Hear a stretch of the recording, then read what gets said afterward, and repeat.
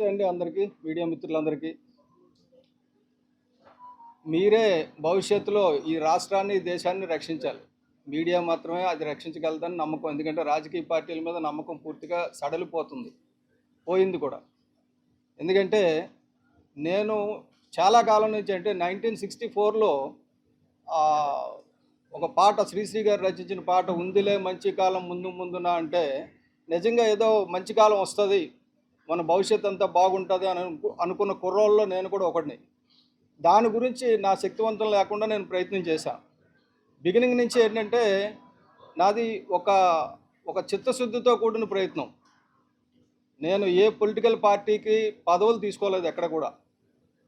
విశాఖపట్నంలో కూడా గెలిచేటప్పుడు నేను పోటీ చేయలేదు. రాష్ట్ర విభజన తర్వాత కాంగ్రెస్లో పోటీ చేశాను, ఒక 53,000 ఓట్లు వచ్చినాయి. అది వేరు. ఏ పదవి ఏ పార్టీలోంచి తీసుకుపోవడానికి కారణం ఏంటంటే ఆ పదవులు నా కాళ్ళకి అడ్డంకులు అవుతాయి, బంధనాలు అవుతాయి, మనం అనుకున్నది సాధించలేకపోతామని చెప్పేసి. మార్పు కోసం రకరకాల స్లోగన్స్ వచ్చాయి. ఇందిరాగాంధీ గారు గరీబీ హటావో అంటే, లాల్ బహదూర్ శాస్త్రి గారు జై జవాన్ జై కిసాన్ అంటే, ఎన్టీఆర్ గారేమో సమాజమే దేవాలయం, ప్రజలే దేవుళ్ళు అంటే, అలాగే తర్వాత వచ్చిన చిరంజీవి గారు మన రాజ్యం స్వరాజ్యం ప్రజారాజ్యం అని ఆయన. ఆ తర్వాత రాజకీయాల్లో విశ్వసనీయతలు విలువలకి నేను అసలు దారి చూపిస్తాను, నేనే అడ్రస్ అని చెప్పి జగన్మోహన్ రెడ్డి గారు. తర్వాత పవన్ కళ్యాణ్ గారు జనం కోసమే జనసేన, కాంగ్రెస్కో హటావో దేశ్కో బచావో అన్నారు. ఇన్నాళ్ళే జరిగింది. ఇంత అయిన తర్వాత ఏమైనా జరిగిందా అంటే ఏం లేదు. దోపిడీదారుల హెడ్లు తలలు మారుతున్నాయి అంతే, దోపిడీ ఆగడంలా. ఇది ఇప్పుడు ఎలాగైపోయిందంటే రాజకీయ పార్టీలు, మా పార్టీ వాడు చేస్తే తప్పు కాదు, మీ పార్టీ వాడు చేస్తే తప్పు. మా పార్టీ వాడు తప్పు చేస్తే పార్టీలు ఉంటూ వాళ్ళని వ్యతిరేకించకూడదు. ఎందుకంటే వ్యతిరేకిస్తే పార్టీ సిద్ధాంతాలకు విరోధం. పార్టీయే తప్ప ప్రజలు అనేది లేరు. ఎవరి గురించి వచ్చామని మర్చిపోయారు. ముఖ్యంగా 40 కోట్లు లేకపోతే ఎమ్మెల్యే కాడు, 100 నుంచి 150 కోట్లు లేకపోతే ఎంపీ కాడు. అంటే 40 కోట్లు పెట్టి వచ్చినవాడు ప్రజాసేవ ఎందుకు చేస్తాడండి? అసలు ప్రజాసేవలోకి వచ్చిన రాజకీయ నాయకులు ఎవరైనా సరే ఆస్తులు కోల్పోయిన వాళ్ళు ఉన్నారా? మీరు ఒకసారి రాష్ట్రం అంతా చూడండి, దేశం అంతా చూడండి, చాలా తక్కువ మంది ఉంటారు. నాకు తెలిసి 83 తర్వాత ఆస్తులు కోల్పోయినాడు ఎవడూ లేడు. రాజకీయాల్లోకి వస్తే డబ్బు సంపాదించుకోవడమే. చంద్రబాబు నాయుడు గారు అమరావతి ప్రోగ్రాం పెట్టారు, ప్రాజెక్ట్ అన్నారు, సర్వసమ్మతితో తీసుకున్నారు అందరూ. జగన్మోహన్ రెడ్డి గారు కూడా దానికి సమ్మతించారు అసెంబ్లీలో. కానీ ఆయన అధికారంలోకి వచ్చిన తర్వాత చేసింది ఏంటంటే అక్రమ కట్టడాలు, అక్రమ నిర్మాణాలు. దానికి ప్రజావేదిక అని ఒక పేరు పెట్టి ట్యాంక్ బండ్కి లోపల పక్క ఒక పెద్ద ప్రజావేదిక కట్టారు. అది కడుతున్నప్పుడే నేను రాజేంద్ర సింగ్ గారు వెళ్ళి ఫోటోలు తీసి ఇది తప్పు అని చెప్పి అక్కడ మీడియాలో చెప్పడం జరిగింది. ఆ తర్వాత అధికారంలోకి వచ్చిన జగన్మోహన్ రెడ్డి గారు దాన్ని కూల్చేశారు. నేను చెప్తున్నాను, చంద్రబాబు నాయుడు గారు మీరు కానీ సరైన ప్లేస్లో అనుమతులతో అది కడితే, ప్రజా వేదిక కానీ కడితే, కూల్చడానికి జగన్మోహన్ రెడ్డి కాదు కదా, ఈ దేశంలో ఎవరికి వల్ల కాదు. ఇప్పుడైనా సరే తప్పులు తెలుసుకోకపోతే ఏమవుతుందంటే భవిష్యత్తులో ఇప్పుడు కట్టబోయి కూడా భవిష్యత్తులో కూల్చే పరిస్థితి వస్తుంది. ఎందుకంటే మనకి సర్వసమ్మతితో అమరావతి మనం అక్కడే నిర్ణయించుకున్నాం, అక్కడే కడుతున్నాం, దానికి అందరం మద్దతు పలికాం, నేను కూడా పలికాను. అయితే దానికి ఒక కండిషన్ ఉంది. ఆ కండిషన్ ఏంటంటే ఎన్విరాన్మెంట్ క్లియరెన్స్ 9 ఎన్విరాన్మెంట్ క్లియరెన్స్ ఎప్పుడు ఇచ్చారంటే అక్టోబర్ 2017 ఇచ్చారు. 2015 సారీ 9/10/2015 పర్యావరణ అనుమతి ఇచ్చారు. ఆ పర్యావరణ అనుమతి ఇవ్వడానికి హైదరాబాద్ స్థాయి పర్యావరణ అనుమతి తీసుకోకూడదు, కేంద్ర స్థాయి తీసుకోవాలి. కానీ బలవంతంగా తీసుకున్నారు. సరే, దాని తర్వాత దాని మీద నేను కోర్టుకు వెళ్ళడం జరిగింది. నాతో పాటు చాలామంది, ఈఏ శర్మ గారు, ఇటువంటి చాలామంది కోర్టుకు వెళ్ళారు. వెళ్ళిన తర్వాత కోర్టు అద్భుతమైన జడ్జిమెంట్ ఇచ్చింది. ఆ జడ్జిమెంట్ కాపీ కూడా మీకు, తెలుగు కాపీ మీ అందరికి ఇస్తాను. అప్పుడేంటంటే కోర్టుకు వెళ్ళారు, నిలుపుదల చేద్దాం అనుకున్నారు, మేము గెలిచేసామని చెప్పి చంద్రబాబు నాయుడు గారు చాలా గట్టిగా బాజాలు కొట్టారు. కానీ జరిగింది ఏంటంటే అక్కడ పర్యావరణ అనుమతులు ఏవైతే ఇచ్చారో వాటిని తూచా తప్పకుండా పాటిస్తూ మరికొన్ని కఠినమైన నిబంధనలు పెడుతూ ఒక 2 కమిటీలను ఏర్పాటు చేసింది కోర్టు, ఎన్జిటి. ఆ 2 కమిటీల్లో ఒక కమిటీ సూపర్వైజరీ కమిటీ. అదేంటంటే 3 నెలలకు ఒకసారి ఎలా జరుగుతుందో తీరుతెన్నులు చెప్పాలి. దానికేమో కేంద్ర పర్యావరణ శాఖ కార్యదర్శి గారు హెడ్గా ఉంటారు. తర్వాత 5 సభ్యులు ఉంటారు, మేధావులు, స్పెషలిస్టులు అందరూ. అలాగే ప్రతి నెల ఇంప్లిమెంటేషన్ కమిటీ రిపోర్ట్ ఇవ్వాలి. ఈ ఇంప్లిమెంటేషన్ కమిటీ రిపోర్టు రాష్ట్ర సెక్రటరీ ఎవరైతే పర్యావరణ శాఖ సెక్రటరీ ఉన్నారో ఆయన ఆధ్వర్యంలో జరుగుతుంది, ఒక 5 నిపుణులతో.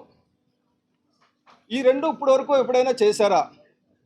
అది జగన్మోహన్ రెడ్డి గారి టైంలో కానీ, చంద్రబాబు నాయుడు గారి టైంలో కానీ. ఈ రిపోర్ట్లు ఇవ్వాల్సి వస్తే ఇప్పటికీ ఒక 35 రిపోర్ట్లు ఇవ్వాలి, సూపర్వైజరీ రిపోర్ట్లు ప్రజల ముందు ఉంచాలి. దాని కండిషన్ ఏంటంటే ఆ రిపోర్ట్లు ప్రజల ముందు ఉండాలి. అలాగే ప్రతి నెల ఇంప్లిమెంటేషన్ కమిటీ రిపోర్ట్ కూడా ప్రజల ముందు ఉండాలి. దాన్ని ప్రజలు ఆమోదించాలి. ప్రజల నుంచి ఏమైనా అభ్యంతరాలు వస్తే దాన్ని సవరించాలి మళ్ళీ. అయితే దీంట్లో పర్యావరణ శాఖ ఇచ్చిన కొన్ని ముఖ్యమైన నిబంధనలు మేము ముందుకు ఉంచుతున్నాం. ఎందుకంటే మన రాజధాని నిర్మాణం అవుతుంది. రాజధాని 217 చదరపు కిలోమీటర్ల విస్తీర్ణంలో జరుగుతుంది. అందులో 55.78% సాగు భూములు ఉన్నాయి, వ్యవసాయ భూములు ఉన్నాయి. 14.36% తోటలు ఉన్నాయి. అలాగే 13.65% నదులు, కాలువలు ఉన్నాయి. వెరసి మొత్తం 83%, 84% అత్యంత సారవంతమైన భూములు ఉన్నాయి. అటువంటి ప్రాంతాన్ని రాజధాని కింద ఎంచుకోవడం కరెక్టా తప్ప అన్నది ఇప్పుడు కరెక్ట్ కాదు. ఎందుకంటే అది ఆల్రెడీ నిర్ణయం అయిపోయింది, రాజధాని నిర్మాణం జరుగుతుంది. కాబట్టి మనం చేయాల్సింది ఏంటంటే ఆ నిర్మాణం చట్టబద్ధంగా జరుగుతుందా లేదా. చట్టబద్ధంగా జరగకపోతే మళ్ళీ వచ్చే వాళ్ళ నిర్మాణాన్ని కూల్చే అవకాశం ఉంటుంది.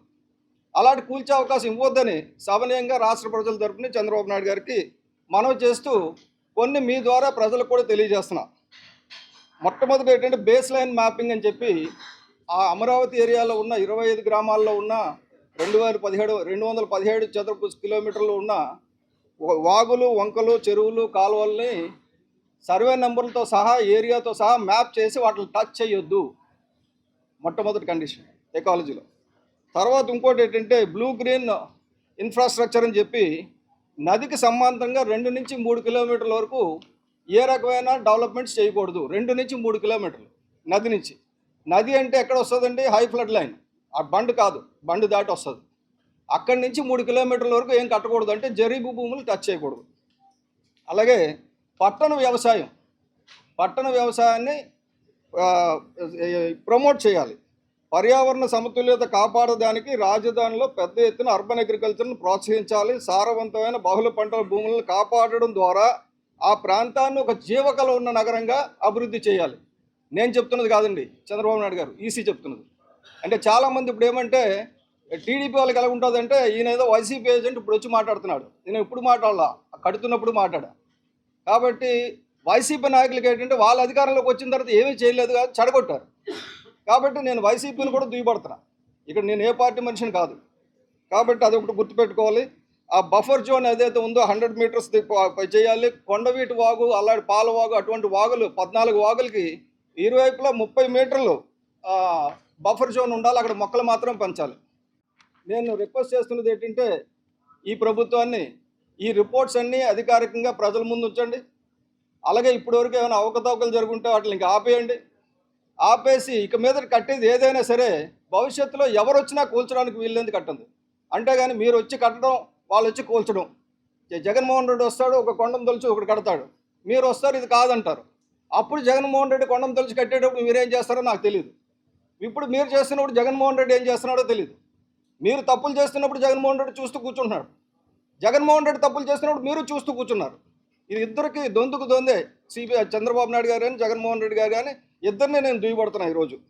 అలాగే చంద్రబాబు నాయుడు గారికి కానీ, పవన్ కళ్యాణ్ గారికి కానీ, జగన్మోహన్ రెడ్డి గారికి కానీ నా సూచన ఏంటంటే భవిష్యత్తులో ఈ రెండు మీరు తూచా తప్పకుండా పాటించాలి. ఒకటి, కాలుష్యాన్ని తరిమికొట్టడం. కాలుష్యం రోజు రోజుకి పెరిగిపోతుంది. మనం పీల్చడానికి ఊపిరి లేకపోతే, సరైన సారవంతమైన భూమి లేకపోతే మీ డబ్బుండి ఏం తగలెట్టుకోవడానికి కూడా పనిచేయదు. అలాగే అవినీతిని అంతం చేద్దాం. ఈ రెండు ప్రపంచానికి పట్టి పీడిస్తున్న వ్యాధులు. వీటిలో మీరందరూ అవినీతి పనులు చుట్టూ పెట్టుకొని పార్టీకి సిద్ధాంతం, పార్టీ కూటమి సిద్ధాంతం అంటే కుదరదండి. ఎవడు తప్పు చేసినా నేను పైకి వస్తాను, నిలదీస్తాను. అలాగే నిన్న 20వ తారీఖుని కేంద్ర సెంట్రల్ ఎంపవర్మెంట్ కమిటీ CEC కొల్లేరు గురించి ఒక రిపోర్ట్ ఇచ్చింది. చూస్తే నిజంగా ఏడుపు వస్తుంది. నాకు ట్విట్టర్లో పెట్టాను అది. అంటే ఈ ప్రభుత్వానికి చిత్తశుద్ధి లేదు. 2006 తర్వాత ఆపరేషన్ కొల్లేరు ఆపేసి కొల్లేరును విధ్వంసం చేస్తున్నారు అని చెప్పేసి మన ప్రభుత్వం మీద ఎన్నిసార్లు ఇచ్చినా సరే ఈ ప్రభుత్వం స్పందించడం లేదని ఇప్పుడున్న ప్రభుత్వం మీద సిఈసి ఎండగడుతూ ఆ రిపోర్ట్ పంపించింది. ఆ రిపోర్ట్ కాపీ కూడా మీకు ప్రజలకు ఇస్తా. ఆల్రెడీ పెట్టాను నిన్న ట్విట్టర్లో, దాని సాఫ్ట్ కాపీ కూడా ట్విట్టర్లో పెట్టా. అది మన రాష్ట్రం ఒకటే కాదు, చాలా రాష్ట్రాల్లో చాలా తప్పులు జరుగుతున్నాయి. అన్నిటి మీద సిఈసి చెప్పడం జరిగింది. నాకు ఒక బాధ ఏంటంటే, ఒక 85 ఏళ్ళ వృద్ధుడు మృత్యుంజయరావు అని చెప్పి కాకినాడలో ఆయన కంటెంప్ట్ పిటిషన్ వేశాడు, కానీ ఈ రాజకీయ నాయకులు ఎవరో వేయలేదు. ఇక్కడ ఈఏఎస్ శర్మ గారు, ఈయనకి 85 ఏళ్ళే, ఈయన యుద్ధం చేస్తున్నాడు కానీ ఎవరో చేయడంలా. ఎవరు వీళ్ళేం పట్టుకుపోతారో, ఆల్రెడీ లైఫ్ అయిపోయింది. ఏమనంటే వాళ్ళ అభివృద్ధికి అంటకులు, అభివృద్ధి నిరోధకులు. ఆ ముసలోళ్ళకు ఉన్న జ్ఞానం కూడా యువతకు లేకపోతే ఎలాగండి? నేను ఈ రోజు నుంచి చెప్తున్నా, rest of my life I'm going to fight. నేను రిక్వెస్ట్ చేసేది ఏంటంటే, ప్రజలందరూ కూడా మీ ప్రాంతాల్లో ఉన్నది ఏదైనా సరే, పర్యావరణ విఘాతం కానీ, అవినీతి కానీ, అరాచకం కానీ ఏది జరిగినా సరే మీరు తిరగబడండి. నేను మీతో వస్తాను. అక్కడ ఉన్న వాళ్ళందరినీ కూడా సమాయత్తం చేద్దాం. ఈ రాజకీయ నాయకుల వల్ల జరిగే పని కాదు. ఇక ప్రజా ఉద్యమం చేయక తప్పదు. చేద్దాం, దాన్ని మొదలు పెడుతున్నాం. అందరూ అన్ని రాష్ట్రం అంతా వస్తుంది, దేశం అంతా వస్తుంది. నేను కేవలం రాష్ట్రానికి పరిమితం కాదు.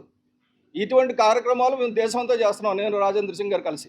కాబట్టి ఈ రాష్ట్రంలో, అలాగే ఇప్పుడు హైదరాబాద్లో కేబీఆర్ పార్క్ చుట్టూ, అది కేబీఆర్ అంటే నేషనల్ పార్క్, అటువంటి నేషనల్ పార్క్ చుట్టూ గైడ్ లైన్స్ ఉన్నాయి. 1 కిలోమీటర్ వరకు ఏం చేయకూడదని. అలాంటిది 30 మీటర్లు తగ్గించారు. దాన్ని తీసుకెళ్ళి నేషనల్ పార్క్ లోపల నుంచి, పైనుంచి ఫ్లైఓవర్లు వేస్తాం, కింద నుంచి అండర్ పాస్లు వేస్తాం అంటే ఏం చుట్టూ 1 వే చేసుకోవచ్చు కదా. నేషనల్ పార్క్స్ ఎందుకు అంత చిన్న చూపు వస్తుంది? అలాగే జీవో నెంబర్ 111 మీద ఎలాగ అంటే హైదరాబాద్కి చెందినవి చాలా ఉన్నాయి. అది అక్కడ మీడియాతో నేను త్వరలో మాట్లాడతాను. నేను రిక్వెస్ట్ చేస్తున్నది ఏంటంటే, అవినీతిపై, అరాచకంపై రాజీ లేని పోరాటం సాగుతుంది. అది కూటమి ప్రభుత్వంలో ఉన్న ఎమ్మెల్యేల మీదైనా, మంత్రుల మీదైనా, ఇదివరకు జగన్మోహన్ రెడ్డి మీదైనా, ఎవరి మీదైనా సరే, ఎవరైనా సరే పర్యావరణాన్ని పరిరక్షిస్తామంటే ఎస్ ఐఎమ్ విత్ దెమ్. అలాగే అవినీతిని అరికడతామంటే ఎస్ ఐఎమ్ విత్ దెమ్.